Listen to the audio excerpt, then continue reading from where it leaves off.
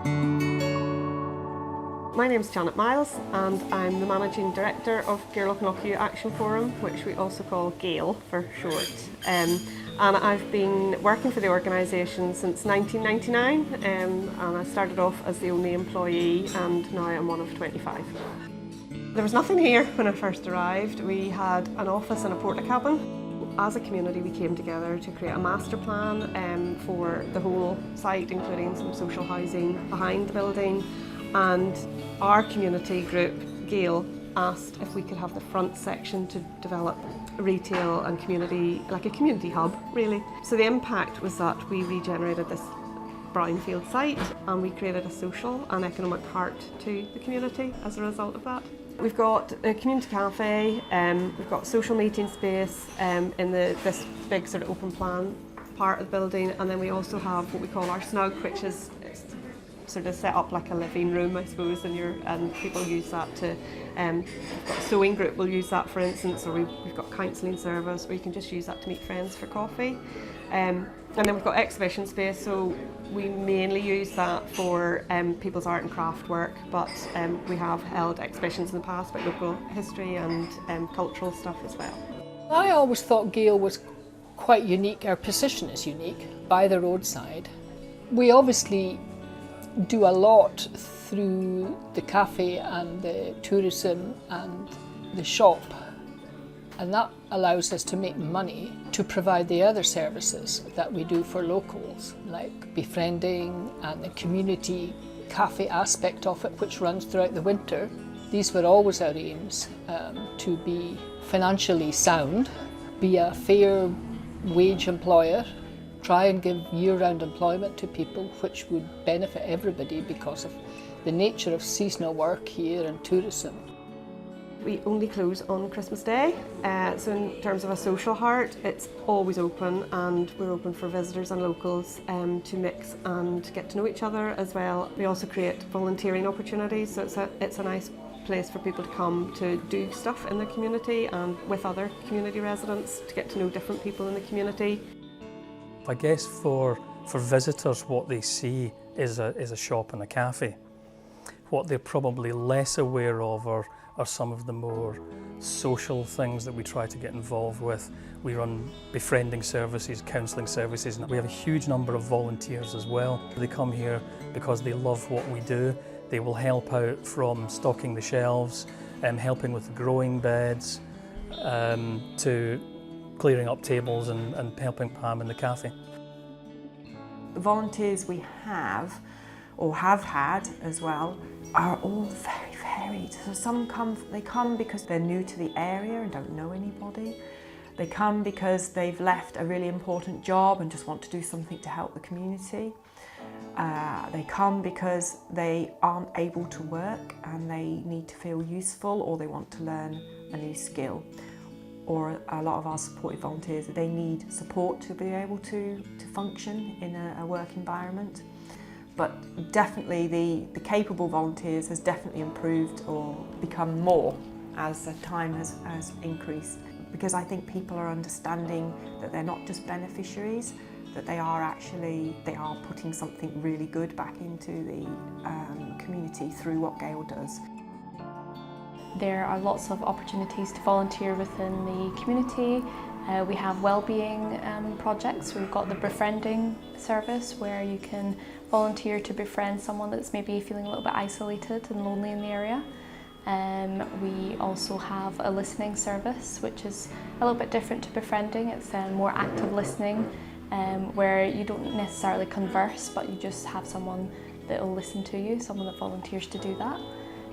We also have volunteering within our community cafe and shop, as well as the community growing projects. We have produce that grows outside of the Gale Centre and outside Gale High School. There's also supported volunteering, where we support those in the community that may have additional support needs. They come in and they have outcomes, whether that's to build confidence, to learn a new skill. They come and volunteer, for example, in the centre, maybe handling money or pricing stock, or helping out in the cafe.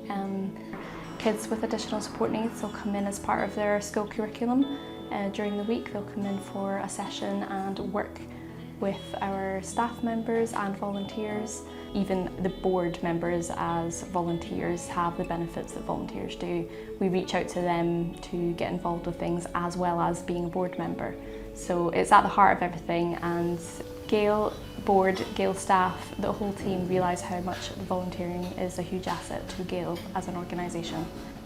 In terms of the economic benefit, we've got 50 local producers sell their product in the shop here, and that might be from somebody who produces one small postcard to somebody who produces a nice big lamp or whatever. So it's massive scale, difference in scale from what people might do.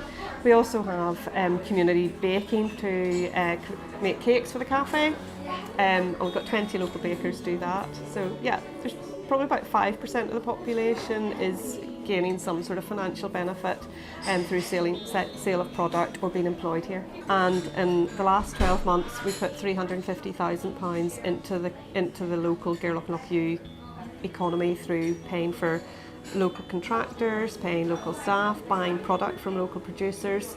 And when you think we've got 2,500 people, that's quite a significant contribution. It's something like £150 per head of the population.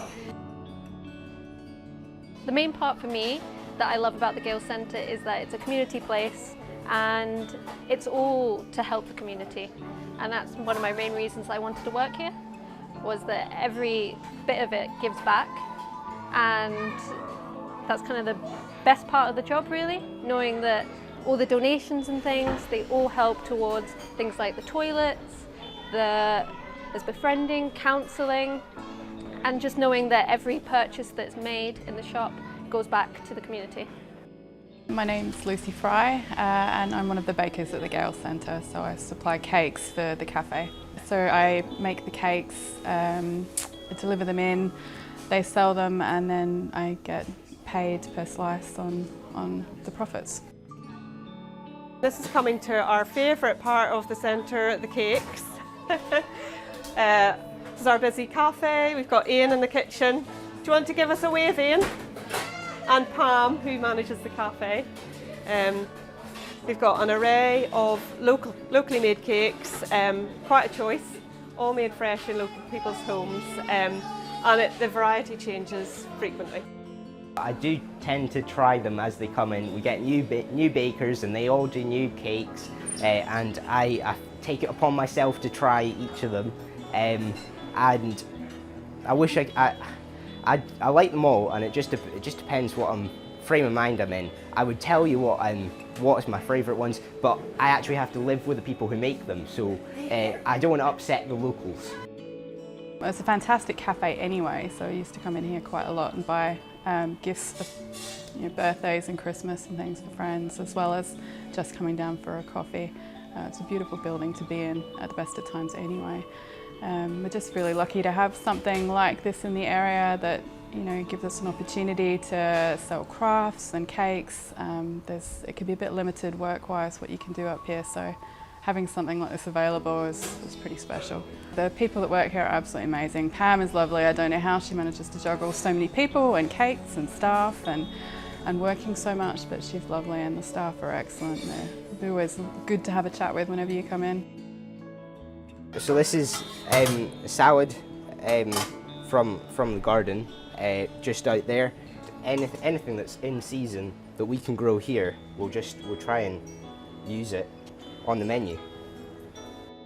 During the summer, our clientele is largely tourists.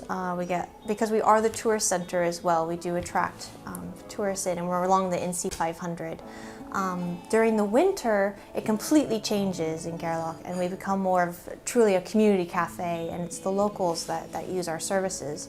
And as I said, because Gale is one of the few places that is open in the winter time, it's one of the few places that local people can meet up and have a cup of coffee and a bite to eat.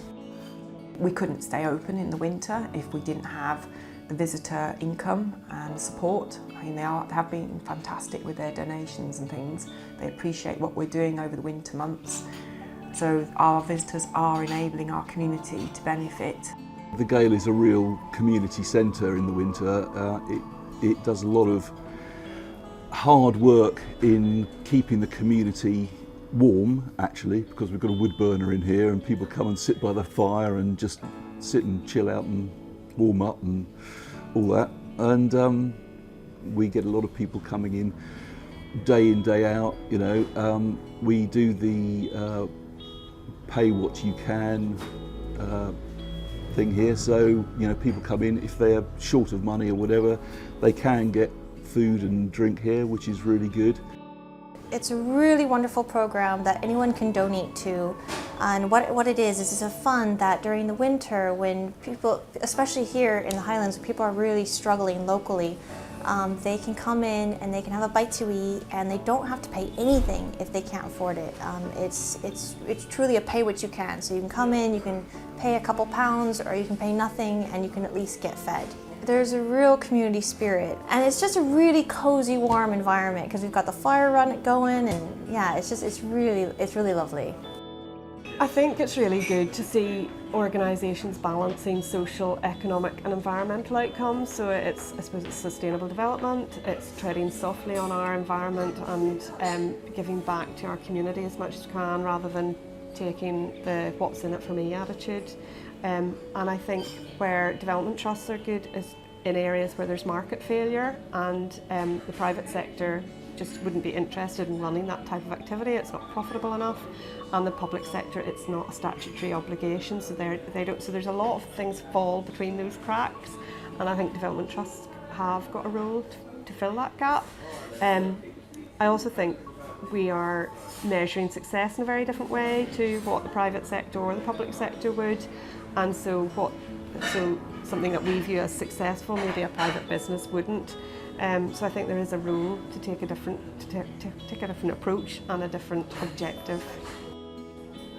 The organisation, what we do, is seen as very successful. It's held up by others as a good example of a community hub and a well-run development trust. However, on the flip side, I'd say it is still very fragile. It's very difficult to balance those social, economic and environmental outcomes.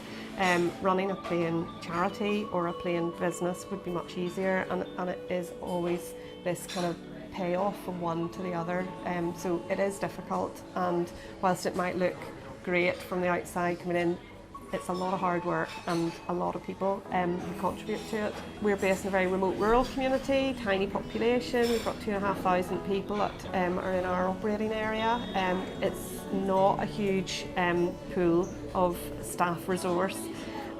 So we have tended to look for people who are jack of all trades and willing to turn their hand to anything.